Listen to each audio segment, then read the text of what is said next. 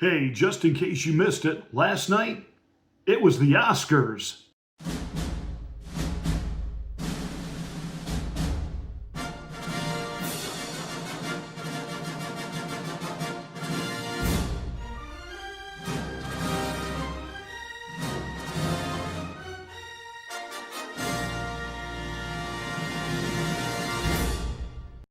Come on, what's more fun than watching a room filled of delusional people who think that what they do somehow matters, is important? They're so narcissistic, so driven by their own petty jealousies, they've got to pat each other on the back and give each other awards and somehow pretend that the stuff they make today is just as valuable as masterpieces like Gone with the Wind, The Wizard of Oz, Citizen Kane, the great movies that what they're doing is just exactly the same. The strawberries taste like strawberries. The snozberries taste like snozberries. Yeah, let's take a break from epic fury and let's deal with epic stupidity.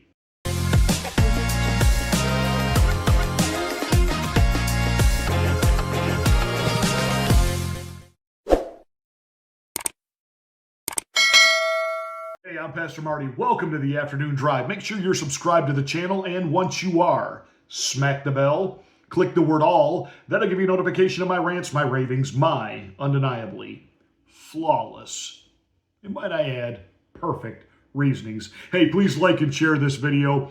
That's really the only way that we get the word out that we're here.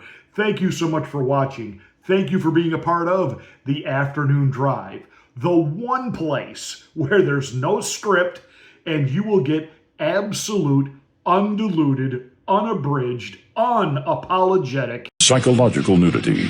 Listener discretion is advised.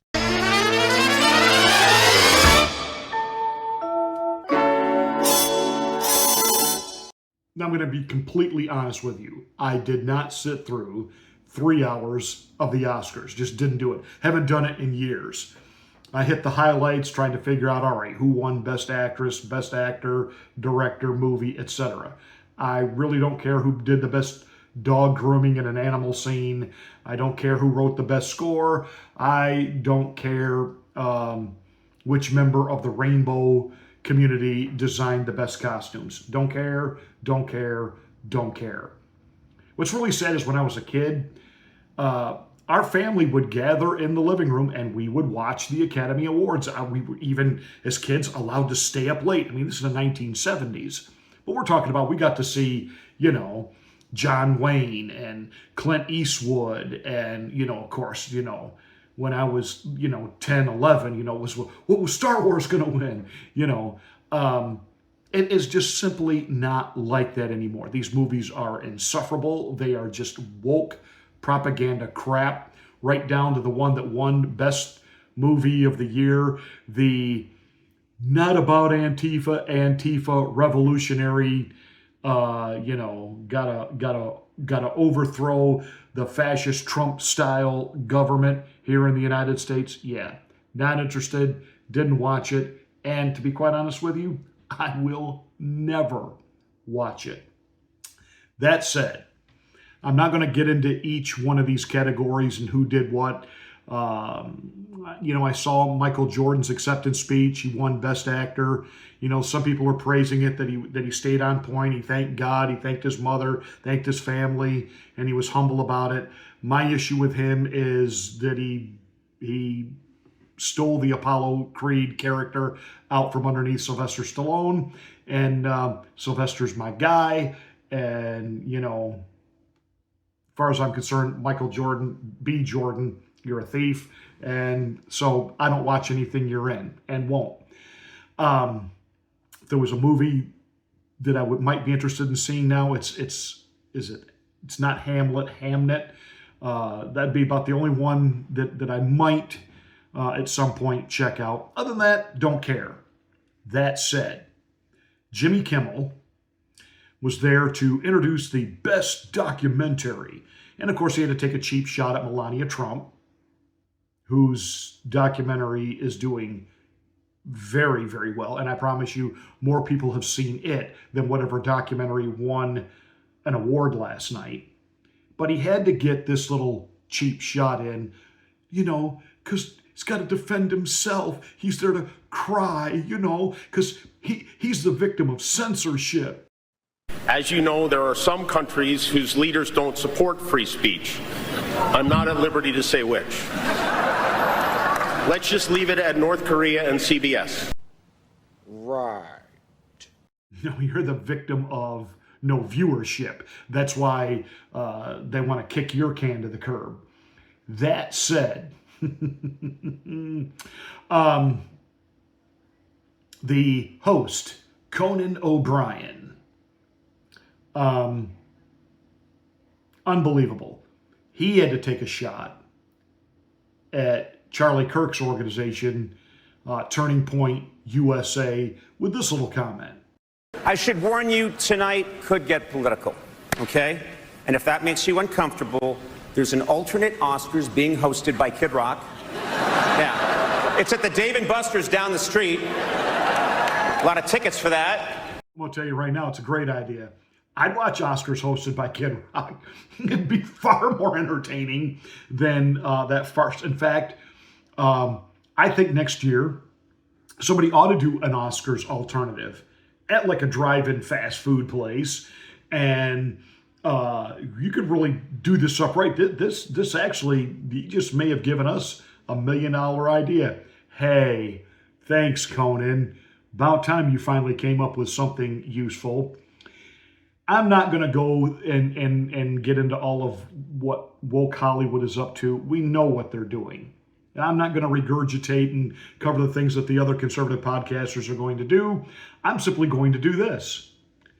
This never gets old. This is the way you host this event. This is the way you deal with these narcissistic, woke, and I like his word, perverts. Many talented people of colour were snubbed in major categories. Unfortunately, there's nothing we can do about that. The Hollywood foreign press are all very, very racist. So, fifth time. So, we were going to do an in memoriam this year, but when I saw the list of people that had died, it wasn't diverse enough. No.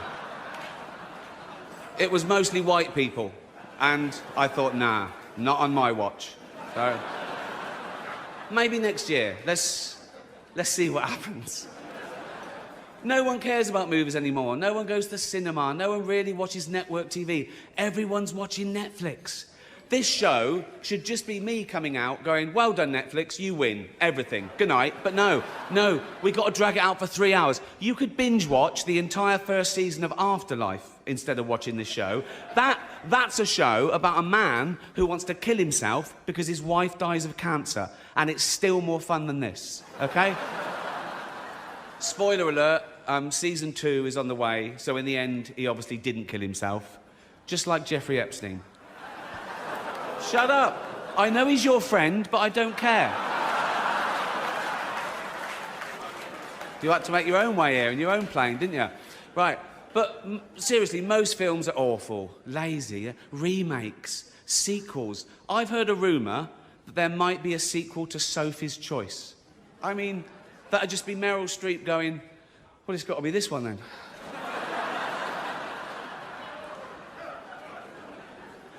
All the best actors have jumped to Netflix and HBO, and the actors who just do Hollywood movies now do fantasy adventure nonsense. They wear masks and capes and really tight costumes. Their job isn't acting anymore. It's going to the gym twice a day and taking steroids, really. Have we got an award for most ripped junkie? No. No point. We know he'd win that. Martin Scorsese, the greatest living director, made the news for his controversial comments about the Marvel franchise. He said they're not real cinema and they remind him of theme parks. I agree. Although I don't know what he's doing hanging around theme parks. He's not big enough to go on the rides, is he? It's tiny. Right.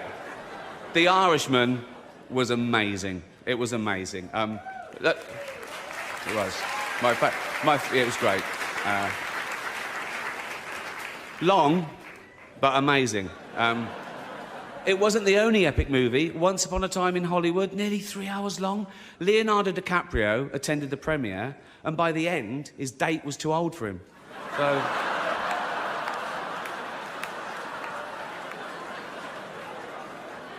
Even Prince Andrew's like, come on, Leo, mate, you know. You're nearly 50, son. The world got to see James Corden as a fat pussy. He was also in the movie Cats, but no one saw that. And the reviews, oh, shocking. I saw one that said, this is the worst thing to happen to cats since dogs, right? Apple roared into the TV game with a morning show. A superb drama, yeah. A superb drama about the importance of dignity and doing the right thing, made by a company that runs sweatshops in China. So, well, you say you're woke, but the companies you work for, I mean, unbelievable. Apple, Amazon, Disney. If ISIS started a streaming service, you'd call your agent, wouldn't you? So, if you do win an award tonight, don't use it as a platform to make a political speech, right? You're in no position to lecture the public about anything. You know nothing about the real world. Most of you spent less time in school than Greta Thunberg. So, if you win, right, come up, accept your little award, thank your agent and your God, and f*** off, okay? It just never gets old, does it? Way to go, Ricky.